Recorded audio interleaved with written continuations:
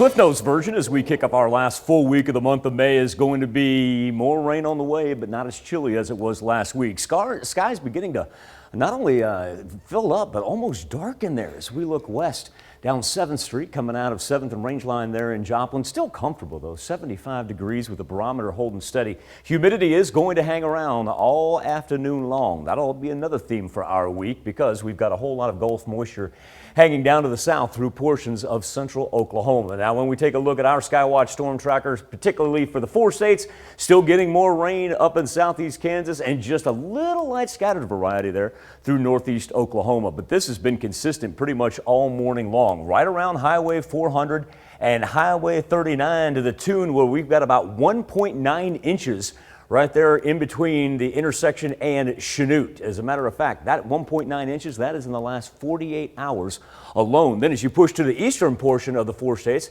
then just about dry. But that does not mean we still don't have a flood warning in effect for the Osage River up toward Vernon County.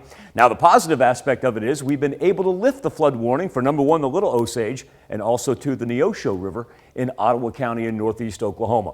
75 right now in Joplin, 74 in Parsons, 77 in Nevada. These are where we're seeing some of those cooler temperatures where the rain moves in. The farther east you go, a little bit warmer you go, and that's actually mimicked as far as the national map goes as well, because you get on the east side of the Mississippi, it's what they call a heat dome. Look at the ridge of the jet stream all the way over the Great Lakes.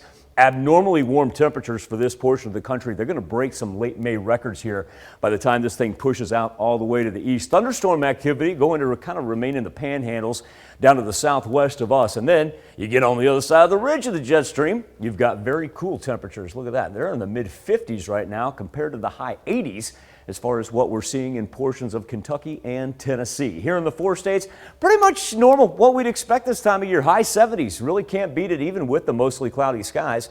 But we also know that we're going to pick up some additional rainfall for tonight and into tomorrow. It's going to be one of those things where we get about half an hour rain, then we get a break. Half an hour rain, then we get a break. And we're going to continue to roll that pattern. Everything does move up from the south, the Gulf moisture. And once again, we're not looking at anything severe, more of a nuisance more than anything else. Don't even have to really worry about thunder or lightning going from today into tomorrow.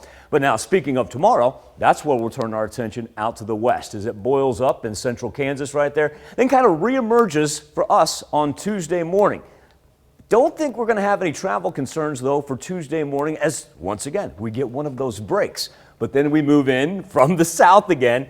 Big difference between Tuesday and today is going to be, it looks like it wants to dominate the eastern portion of the 4 states, so more so in southwest Missouri than as opposed to southeast Kansas for what we saw this morning. But Tanya, look at these numbers, anywhere from 40% to 30% in between Wednesday and Sunday. So while we're not widespread, we do remain consistent with that threat of rain each single day. Yep.